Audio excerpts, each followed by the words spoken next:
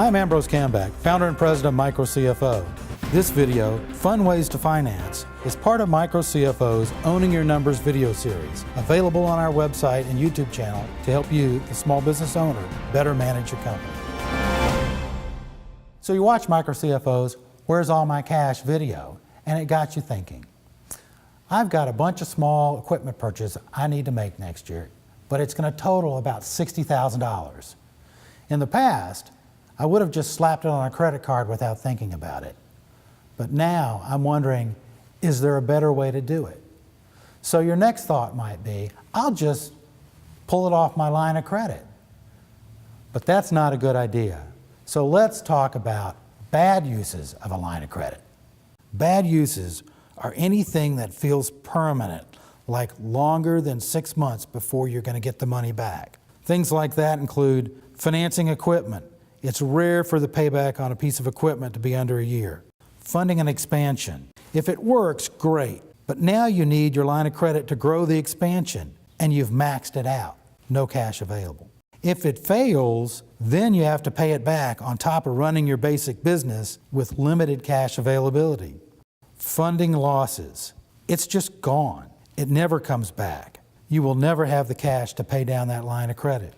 Distributing cash to yourself. Once you do that, nobody wants to put the cash back into the business. Paying income taxes. That means your profit margin is probably too low, and Uncle Sam is never going to give it back. So now let's talk about good uses of a line of credit. That would be things that you are very confident will get paid back within 6 months. Things like purchasing materials before a significant price increase, financing retainage from a guaranteed to pay customer on a short project.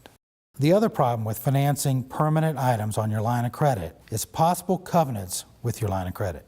Many of them have payoff or resting covenants, meaning that the bank wants the line paid down to zero for 30 days at some point every 12 months. Because that tells the bank that it's really revolving capital in and out of your business, not a piece of your permanent capital base.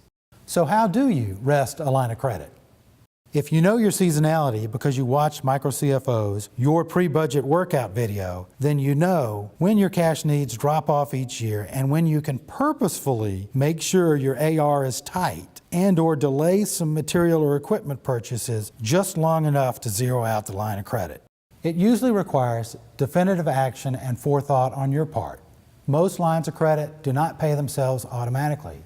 You must initiate the payment or transfer at the bank. Another way to pay down a line of credit is if you get a big deposit or down payment from a customer. It's easy to just let it sit in the bank without thinking of the line of credit. Take the opportunity to zero out your line of credit. So let's talk about how do you finance capital equipment. Usually that's done through equipment leasing. This is financing that's available through the vendor via a third party. There are really two flavors of equipment financing. There are operating leases. Essentially, you rent it, they own it, they get the depreciation, and you pay them some unknown fair market value to buy it out at the end of the lease if you want it, or you just return it to them. Some operating leases will state a buyout value, but it will not be $1. The second way is through a capital lease. You are essentially buying the equipment and they are just financing it. You own it, they keep a lien on it, and you take the depreciation. And at the end of the lease, you buy it for $1. Use a dollar buyout capital lease to finance any piece of equipment that you'd like to keep after the lease is paid off. Why keep paying for it if you need it and it still has life left? The exception would be technology items like copiers that usually need to be replaced at the end of the lease anyway. So let me give you 2 words of caution on leases. Operating leases. Many of them have automatic renewals at the end. Some go month to month, some restart the original term, and most require some sort of advance written cancellation notice. Some creditors are flexible, especially if you want to purchase the equipment after the lease is paid off. Some are just plain ornery. Do not miss the advance written notice deadline.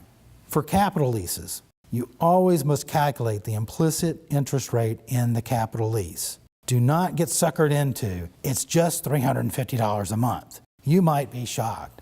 I have seen 17 to 18% interest rates buried in these numbers. Another alternative for financing capital equipment is an equipment line of credit. Ask your bank to put one together. It will help you avoid the cash drain and use it to finance all those little purchases that add up to a significant total. Things like PC, servers, software, field crew equipment, compressors, trailers. The bank usually pays the vendor directly for these small equipment items. Then periodically, once or twice a year, the bank terms out the balance for you to start making payments. An equipment line of credit is a great way to keep all the small pieces of equipment from making a big dent in your bank account. So finally, let's talk about how long should you finance equipment. The best answer is to match the note term to the upfront maintenance-free or main warranty period. You pay the note off and might have a few months of free cash flow before the larger repair items start. Once monthly expenses grow to about 70–80% of a note payment for a replacement item, then sell the old one and buy a new one so the maintenance doesn't get in the way of doing business. So in conclusion, how you choose to finance your capital equipment has big ramifications. It can not only define whether you have a cash drain against your bank account, but also whether you've mismatched the way you've financed it. If you mismatch and draw against your line of credit, you no longer have the cash availability for the other items that you need to grow your business. If you need help with the organization and oversight of your business's accounting, call me, send me an email, or connect with me on LinkedIn.